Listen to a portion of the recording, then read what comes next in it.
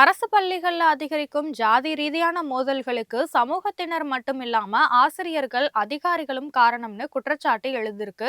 அரசு பள்ளிகள்ல அதிகாரிகள் ஜாதி ரீதியாக பிரிந்து செயல்படுவதால பள்ளி கல்வித்துறை பல்வேறு சீர்கேடுகளை சந்தித்து வருது. முக்கியமா தருமபுரி, கிருஷ்ணகிரி உள்ளிட்ட வட மாவட்டங்கள், திருநெல்வேலி, மதுரை, ராமநாதபுரம் உள்ளிட்ட தென் மாவட்டங்கள், கடலூர், விழுப்புரம் உள்ளிட்ட மத்திய மாவட்டங்கள்ல ஜாதிய பாகுபாடுகள் அதிகம் உள்ளதா புகார் கூறப்படுது. இந்த குற்றச்சாட்டு மாணவர்கள் மீது மட்டுமில்லாம ஆசிரியர்கள் மற்றும் பள்ளி கல்வித்துறை அதிகாரிகள் மீது சுமத்தப்படுது.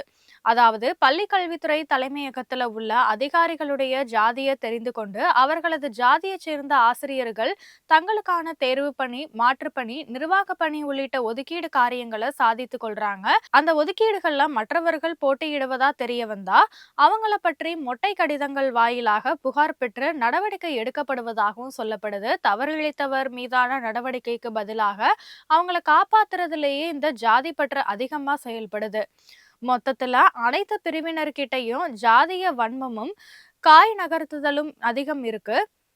இதனை அறியும் மாணவர்களும் தங்களுடைய ஜாதியைச் சேர்ந்த ஆசிரியர்கள் கிட்ட போயிட்டு மற்றவர்களை பத்தி புகார் சொல்றது. இதனால பள்ளிகள்ல வெளிப்படைத்தன்மை, பாதுகாப்பு உணர்வு இல்லாத சூழலும் நிலவுது.